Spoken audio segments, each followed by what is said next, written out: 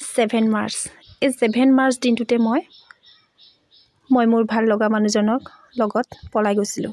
মই মোৰ ভাল পোৱা মানুহজনৰ লগত পলাই গৈছিলোঁ। সেইটো মোৰ জীৱনৰ আটাইতকৈ ডাঙৰ ভুল আছিল। আচলতে সেই মানুহজনক মই ভালো পাব নালাগিছিল আৰু বিয়াও হ'ব নালাগিছিল। জীৱনৰ আটাইতকৈ ডাঙৰ ভুলটো সেইটোৱে। আৰু সেইবাবে কিছুমান স্মৃতি ৰাখি থওঁ বুলি আজি মই ইয়াত দুআষাৰমান ক'ব ওলাইছোঁ। যেতিয়া মই হাই ছেকেণ্ডেৰী পাছ কৰি নগাঁও গাৰ্লছ কলেজত পঢ়িব গৈছিলোঁ, তেতিয়া তেওঁ নগাঁও কলেজৰ BA 5th ছেমিষ্টাৰ আছিল। আৰু তেতিয়া আমি তিৱা ছাত্ৰ সন্থাত ফ্ৰেছাৰ্ছ পাতিছিল। তেতিয়া আমি তাতে চিনাকি হৈছিলোঁ, কথা বতৰা পাতিছিলোঁ, ভাল লাগিছিল, প্ৰেম ভাল পোৱা হৈ গ'ল। কথাটো এনেকুৱা যে মই কোনো স্বাৰ্থত ভাল পোৱাই নাছিলোঁ। তেওঁ যিবোৰ ভাল লাগিছিলে, তেওঁ যিবোৰ আছিলে, সেইবোৰতে মই ভাল পাবলৈ চেষ্টা কৰিছিলোঁ, সেইবোৰতে মই সুখী হ'বলৈ চেষ্টা কৰিছিলোঁ। মই যেতিয়া তেওঁক ভাল পাইছিলোঁ, তেতিয়া তেওঁৰ এটকা এটা পইচাও নাছিলে। কেতিয়াবা যদি আমি ক'ৰবাত ফুৰিব যাওঁ, তেতিয়া আমি কেণ্ডি চকলেটে খাইছিলোঁ। কেণ্ডি চকলেট এটকা 2টা পাইছিল। তাৰে সি এটা খাইছিলে আৰু এটা মই খাইছিলোঁ। আৰু এটা কথা, যেতিয়া আমি বাইকত ফুৰিব গৈছিলোঁ, তেতিয়া 50 টকা তেল ভৰাইছিলোঁ। তেতিয়া আৰু কোনোবা এটা সময়ত মাজতে বাইকখন ৰৈও গৈছিল আৰু বাইকখন মই ঠেলিব লগাও হৈছিল। বহুত হাঁহি উঠা কথা, কিন্তু তেনেকুৱা আছিল আমাৰ নিস্বাৰ্থ প্ৰেম। আচলতে মই তেতিয়া ভবাই নাছিলোঁ যে প্ৰেম টকা হ'ব পাৰে, প্ৰেম দেখনীয়া হ'ব পাৰে, প্ৰেম অট্টালিকা থকা নতুন এতিয়া যেনেকৈ মানুহবিলাকে টকা পইচা দেখি পেলাই ভাল পায়, ঠিক তেনেকৈ ময়ো মানে ভাবিয়ে নাপালোঁ যে মোৰো মানে ভাল পোৱা মানুহজন ধনী হওক বা টকা থকাই হওক বা দেখনীয়া এজন হওক, তেনেকুৱা একো ভাবিয়ে নাপালোঁ। তেনেকুৱা একো ভাবেই নাহিল। মোৰ কথা হ'ল যে মই তেওঁক ভাল পাইছোঁ আৰু তেওঁৰ লগতে থাকিব লাগে। মোৰ সেইটোৱে কথা। যেতিয়া মই তেওঁক ভালেই পাইছিলোঁ, তেতিয়া তেওঁ নিজৰ ঘৰো নাছিল, ভাড়া ঘৰতে আছিল। ভাড়া ঘৰত থাকি ডাঙৰ হৈছিল। সকলোবোৰ কথা মই গমেই পাওঁ। যেতিয়া তেওঁ ভাড়া ঘৰত আছে বুলিও গম পাইছোঁ, যেতিয়া তেওঁ বাইক এখনো নাছিল, যেতিয়া তেওঁ এটকা পইচাও নাছিল, তেতিয়াই মই তাক ভাল পাইছোঁ। সেয়া চাগে আছিল মোৰ সঁচা ভাল পোৱা, নিস্বাৰ্থ ভাল পোৱা। এদিন আমাৰ বিয়া হৈ গ'ল 7 মাৰ্চত। আৰু মাৰ্চত বিয়া হৈ যোৱাৰ পিছতে তেওঁৰ লগত মই ধুনীয়াকৈ থাকিব ল'লোঁ, সংসাৰ কৰিলোঁ। সংসাৰ কৰি যেতিয়া আমাৰ ল'ৰাটো জন্ম হ'ল, তেতিয়া 27 ডিচেম্বৰত আমাৰ ল'ৰাটো জন্ম হ'ল, তেতিয়া তাৰ হাতত 1 টকা পইচাও নাছিল। মোৰ ঘৰৰ মানুহে পইচা দিছিল। তাৰপিছতে সেইবোৰ গ'ল। সেইবোৰ যোৱাৰ পিছতে তেওঁ কাজিয়া হয় মাজে মাজে, চব গিৰিয়েক ঘৈণীয়েকৰে কাজিয়া হয়। যদিও কাজিয়া হৈছিল আৰু আমি সোনকালে ভালো হৈ গুচি গ'ল। তেওঁ বহুত মাজে মাজে অত্যাচাৰো কৰিছিল। সকলোবোৰ তাহাঁতৰ ঘৰৰ মানুহৰ বোৱাৰী দায়িত্ব সকলোবোৰ পালন কৰিছিলোঁ। ৰাতিপুৱা শুই উঠি ঝাৰু দিছিলোঁ, ৰাতিপুৱা শুই উঠি ঘৰ সাৰিছিলোঁ, ৰাতিপুৱা শুই উঠি ঘৰ মুচিছিলোঁ, ইত্যাদি। আজিলৈকে ভগৱানেও ক'ব নোৱাৰিব যে মই তেওঁলোকৰ ঘৰৰ বোৱাৰীৰ দায়িত্ব পালন কৰা নাছিলোঁ, ঘৈণীয়েকৰ দায়িত্ব পালন কৰা নাছিলোঁ, বোৱাৰীৰ দায়িত্ব একোৱে কৰা নাছিলোঁ বুলি ভগৱানেও ক'ব নোৱাৰিব। আৰু মই ভগৱান শ্ৰী বিষ্ণুক বহুত বিশ্বাসো কৰোঁ আৰু তেওঁক মই ধুনীয়াকৈ মানো। তাৰপিছতে গ'ল, তেওঁ মোক লাহে লাহে অত্যাচাৰ কৰিব ল'লে। কথাই প্ৰতি খং উঠা হৈ গ'ল তেওঁ। এদিন মোৰ কাৰণে তেওঁ মোৰ মুখত ভৰিখন দি পেলাই গুচকি মোক মাটিত বগৰাই লৈছিল। তাৰপিছতে তেওঁ মোক মুখত সোঁ ভৰিখন মুখত গুচকি দিছিল আৰু গুচকি দি পেলাই মোক কৈছিল যে ইমান অশান্তি দি থাক, কিবা কিবি এইবোৰ আৰু বহুত অত্যাচাৰো কৰিছিল। তাৰপিছতে নগাঁও সদৰ থানাত মই এদিন এজেহাৰ এখনো দিম বুলি ওলাই গৈছিলোঁ। তেতিয়া দুৰ্গা পূজা আছিল, দশমী আছিল, কিন্তু মই দিব নোৱাৰিলোঁ, কাৰণ মই সেই মানুহজনক ভাল পাইছিলোঁ যে। মই তাত গৈ পেলাই অকণমান সময় বহিহে আছিলোঁ। কি কৰিম কি নকৰিম বুলি ভাবি গৈছিলোঁ। ঘৰলৈ আহিবলৈও নোৱাৰোঁ ন, নিজে পলাই যোৱা মানুহজন আছিল যে। তাৰপিছত বহুত কথা ভাবি মই দাদালৈ ফোন কৰিলোঁ। ফোন কৰি পেলাই মই ক'লোঁ যে মই সদৰ থানাত আছোঁ, নগাঁও সদৰ থানাত আছোঁ, মোক লৈ যাবহি লাগে। তাৰপিছত তেওঁলোকেও গম পাইছে যে, মানে মোৰ হাজবেণ্ডেও গম পালে যে তাই মানে নগাঁও সদৰ থানাত আছে, মই আনিব যাওঁ বুলি। নিবও আহিছিল, কিন্তু মই যোৱা নাছিলোঁ। মোৰ অন্তৰখন কেৱল দুখ আৰু বেদনাৰে ভৰি আছিল। মই যাব পৰা নাছিলোঁ। সেইবোৰ গ'ল।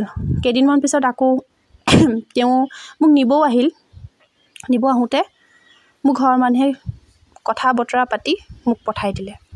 সেইটোতো গ'লোঁ। তাৰপিছতো আকৌ মোৰ সেই একেখিনি অৱস্থাই হ'ল। তাৰপিছত মোৰ গৈ তেওঁ টেটত মানে প্ৰাথমিক বিদ্যালয়ত তেওঁ যেতিয়া শিক্ষকতা পালে, তেতিয়া সদায় তেওঁ ডেইলি নগাঁৱৰ পৰা আপ ডাউন কৰিছিল। নগাঁও আৰু কলিয়াবৰ। তাৰপিছত এদিন তেওঁ 8টা বজাত ঘৰৰ পৰা ওলাইছে। 8:22 মানত তেওঁ এক্সিডেণ্ট হৈছে মৌখুলি হস্পিটেলখনৰ সন্মুখত। তেওঁ কিমান কি হৈ থাকে প্ৰত্যেকটো বস্তুৱে মই লক্ষ্য কৰিছিলোঁ, সময় লক্ষ্য কৰিছিলোঁ, কি খাইছিল লক্ষ্য কৰিছিলোঁ, কি পিন্ধিছিল লক্ষ্য কৰিছিলোঁ। এয়া চাগে সঁচা ভালপোৱা আছিল। তাৰপিছতে তেওঁ এক্সিডেণ্ট হৈছে বুলি গম পাইছোঁ। মই মোৰ ল'ৰাটোক লৈ কেৱল দৌৰি পেলাই গৈছোঁ। মোৰ টমটমত যাবলৈ মোৰ পইচা আছিল, কাৰণ মই ক'বলৈহে ভাল যে মই শিক্ষকৰ পত্নী বুলি। মোক তেওঁ আজি এইটো 500 টকা লোৱা বুলি ক'ব নোৱাৰিছিল। তেওঁ এইটো আজি 100-200 টকা লোৱা বুলি ক'ব নোৱাৰিব। তেওঁ একো বুলিয়ে তেওঁ ক'বই নোৱাৰিব। তাৰপিছত মই গৈছোঁ যে তেওঁ পৰি আছে, ভৰিখন কিবা কিবি কৰি আছে ডক্তৰে।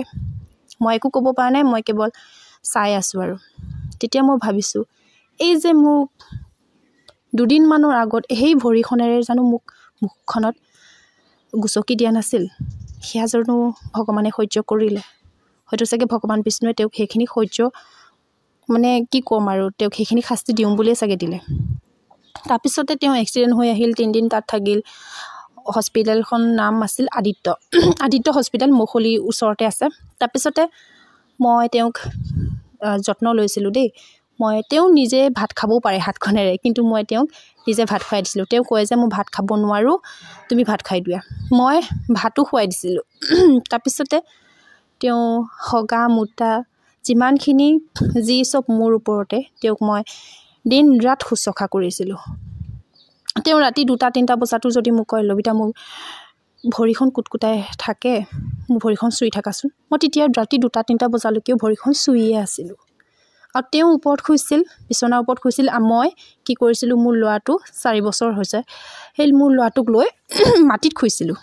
তেওঁ কিজানি মাতিলে মই শুনাই নাপাম।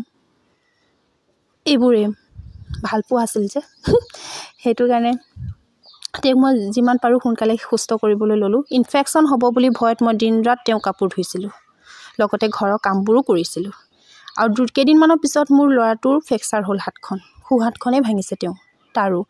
তাৰপিছত তাক লৈ মই কেৱল আদিত্য হস্পিটেলত কেনেকৈ যে দৌৰি গৈছোঁ, সেইটো একমাত্ৰ ভগৱান বিষ্ণুৱে জানিব।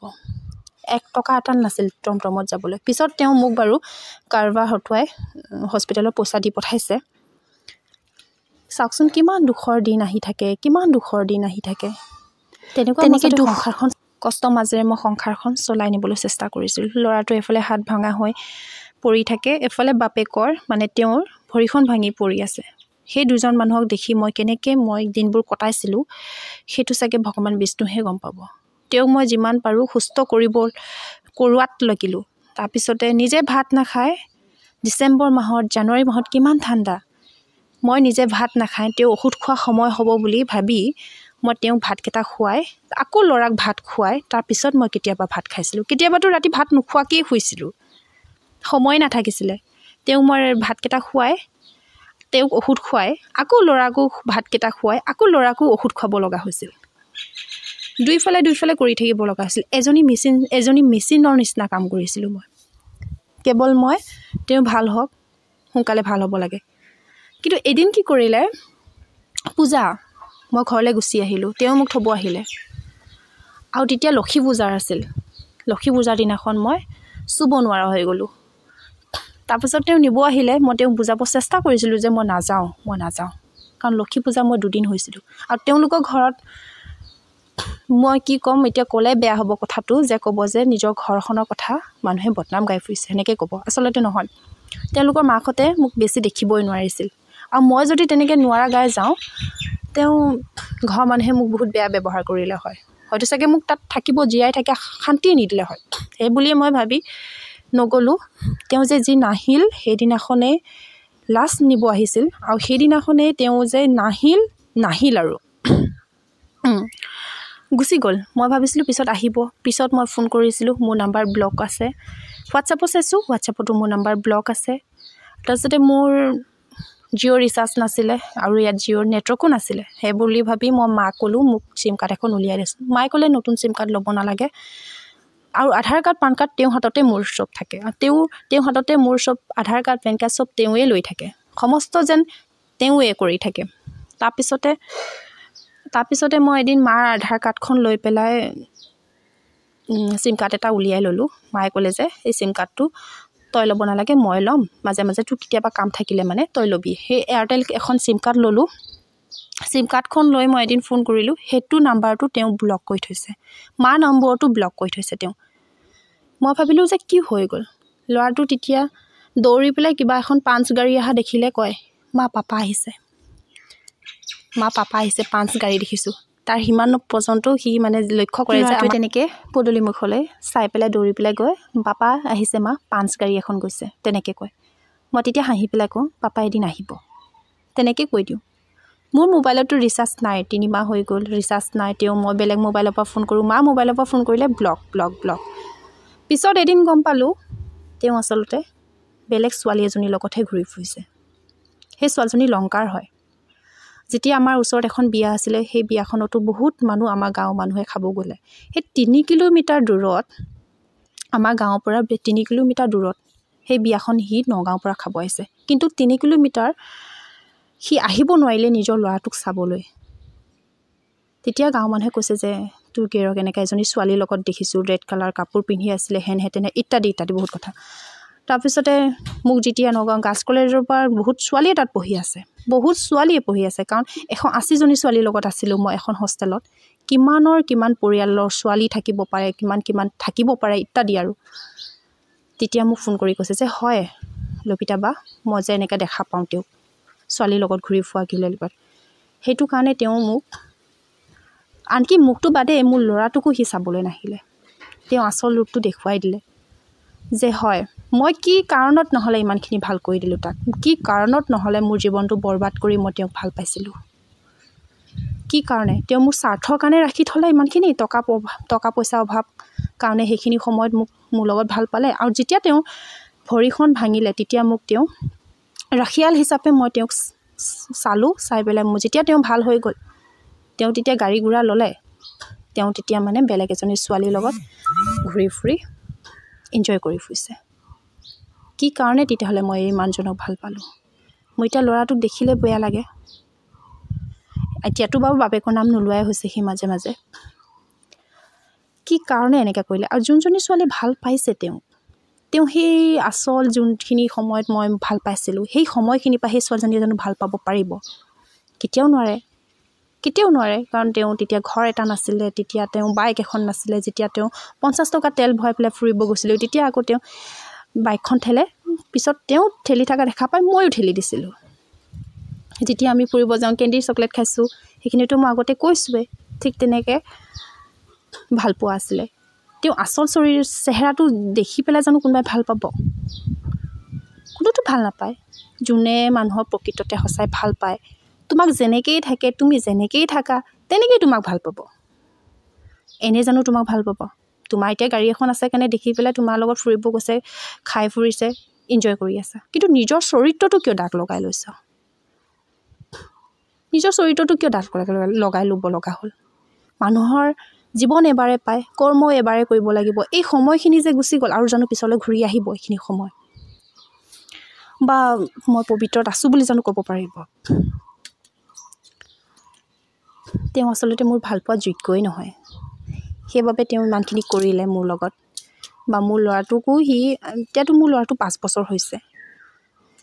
সেই ছোৱালীজনীও আচৰিত ছোৱালী আৰু, যে ইমানখিনি জনাৰ পিছতো মই যেতিয়া তেওঁক ফোন কৰিছোঁ তেতিয়া কৈছে নাই নহয়। কিন্তু তেওঁ ক'ব নোৱাৰিব যে, এদিনো ভগৱানৰ ওচৰত গৈ ক'ব নোৱাৰিব যে এইবোৰ নহয় বুলি।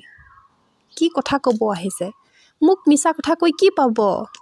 ভগৱানক জানো মিছা কথা ক'ব পাৰিব? তেওঁলোকৰ ইমানখিনি হৈ যোৱা পাছতো মই যে ইমানখিনি কথা গম পায়ো তেওঁলোকক মই ফোন কৰিছিলোঁ যে কথাটো এনেকুৱা মই গম পাইছোঁ। তথাপিতো তেওঁলোকে আকৌ মিছা কথাহে কয় যে নহয় এইটো নহয়, কেতিয়াও নহয়। কিমান মিছা কথা ক'ব আৰু? এই ভৰি ভঙা মানুহজনৰ অকণো মানে বেয়া নালাগিল নে মানে মোৰ হাজবেণ্ডৰ কথা কৈছোঁ যেতিয়া ভৰিখন চুৱে এই ভৰিখন যে মই আজি খোজকাঢ়ি আছোঁ সেই লবিতাজনীৰ কাৰণে এবাৰো বোলো তাৰনো ভাৱ নাহিল নে আচলতে মানুহ সংস্কাৰৰ কথা এটা থাকে মোৰ বহুত ডাঙৰ তাতে ভুল হৈ গ'ল তেওঁ এতিয়া বুজি পালোঁ তেওঁ এতিয়া আমাৰ লগত থাকিব নিবিচাৰে তেওঁ সেই লংকাৰ ছোৱালীজনী ডিমাছাৰ ছোৱালীজনীৰ লগতে থাকিব বিচাৰে সেইটো কাৰণে ভাবিলোঁ তেওঁৰ জীৱনৰ পৰা মই আৰু মোৰ ল'ৰা একেবাৰে গুচি আহাই ভাল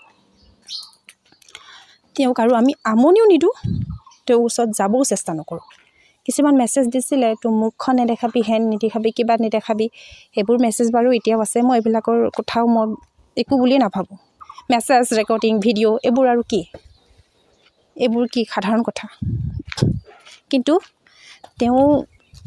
তেওঁক আৰু মই চাগে কেতিয়াও বিশ্বাসো কৰিব নোৱাৰিম আৰু তেওঁৰ জীৱনলৈ চাগে ঘূৰি যাবও নোৱাৰিম বহুত বেছি ডাঙৰ ভুল এটা কৰি পেলালে যিটো মই ভুল যদি কৰিলে হয় তেওঁ জানো মোক ক্ষমা কৰিলে হয় নোৱাৰিলে হয় কেতিয়াও তেওঁতো বেছি হাংগামাহে লগাই দিলে হয় কাৰণ মোক ইউজ কৰি আছিলে ন ইউজ কৰিলে তেওঁ সেইটো কাৰণে ভগৱানক মই প্ৰাৰ্থনা কৰিম যাতে মোক কৰা যিমানখিনি মোক কৰিলে তেওঁ যাতে তাৰ জীৱনত নাপায় কিন্তু ভগৱানক মই প্ৰাৰ্থনাহে কৰিব পাৰোঁ যে এইখিনি কৰি নিদিব বুলি কিন্তু সেইখিনি বাৰু ভগৱানে নিদিয়াকৈ কেতিয়াও নাথাকে সেইটো মই জানোৱেই তথাপিতো মই প্ৰাৰ্থনা কৰিম যাতে তেওঁ শান্তিৰে জীয়াই থাকিব পাৰে সেই ছোৱালীজনীৰ লগত কিন্তু সেয়া ভালপোৱা দুদিনৰ ভালপোৱা তেওঁ আজি ধুনীয়াকৈ ডিপি এখনত দি থোৱা দেখা পাইছিলোঁ মই ফ্লাইটত নে এৰোপ্লেনত যোৱা ফটো এখন দি থোৱা দেখিছোঁ কিন্তু সেই ছোৱালীজনীয়ে জানেনে সেই এৰোপ্লেনখনত যেতিয়া